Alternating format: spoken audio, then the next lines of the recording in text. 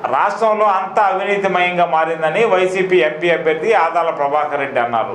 100 కోట్ల రూపాయలు ఖర్చు పెట్టి మంత్రి నారాయణ మంత్రి పదవి పొందారని ఆయన ఆరోపించారు. రాష్ట్రంలో రైతులకు గిట్టుబాటు ధర లేకుంటే సోమిరెడ్డి చంద్రమోహన్ రెడ్డి మిల్లర్ల దగ్గర కమిషన్ తీసుకున్నారని ఆయన ఆరోపించారు. చంద్రమోహన్ రెడ్డి ఒకరోజు కారులో పోతుంటే అడిగిన నేను కష్టపడి మీకు అందరికీ ఇచ్చేసి మిమ్మల్ని అందరినీ తెచ్చేదానికి కొంతమంది తెచ్చేదానికి తోడ్పడి పార్టీకి ఇంత సేవ చేస్తే నన్ను వదిలిపెట్టి మొత్తం పాలిట్ బ్యూరో మెంబర్ నీకే, ఎమ్మెల్సీ నీకే, మంత్రి పదవి కూడా నీకే ఇచ్చాడా, ఏమిటి దీంట్లో రహస్యం అని అడిగిన. నా మాదిరిగా అపోజిషన్ వాళ్ళని రాజశేఖర రెడ్డి గారిని, జగన్మోహన్ రెడ్డి గారిని తిట్టేవాళ్ళు ఎవరన్నా ఉన్నారా అంటే నువ్వు తిట్టేదానికి మంత్రి అన్నమాట. కామగాలో అగ్రికల్చర్ మంత్రి, ఆయన అగ్రికల్చర్ మంత్రిగా మనం జవాబు చేసే న్యాయం ఏంటంటే మనకి గిట్టుబాటు ధర రాలేదు పోయిన సంవత్సరం.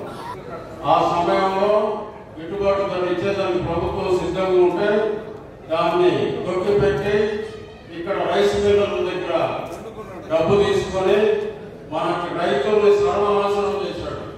ఇట్లా ఇన్ని నన్ను బలవంతంగా నెల్లూరు రూరల్లో నిలబడ్డాను, కొత్త వాళ్ళని తీసుకొచ్చాను, అంతా పార్టీని బాగా ఒక లెవెల్ తీసుకొచ్చినప్పటికీ నేను గెలిచేటట్టున్నాడని చెప్పి అందరికీ ఆయన మనుషులందరికీ చెప్పి మీరు ప్రచారం చేయొద్దు, మీరు వెన్నుపోటు పడవండి అని ఆయన చెప్పడం జరిగింది.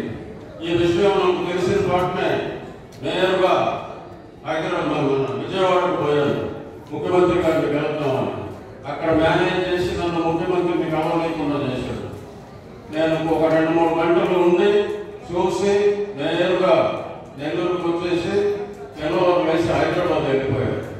ఈ సంగతి మన జగన్మోహన్ రెడ్డి గారికి తెలిసి ఆయన మన విజయసాయి రెడ్డి గారి ద్వారా ఫోన్ చేయించి అన్నని మన పార్టీలోకి రమ్మనండి, మన పార్టీ మేలు జరుగుతుంది, ఆయనకు కూడా మేలు జరుగుతుంది, రమ్మనమని చెప్పాడు.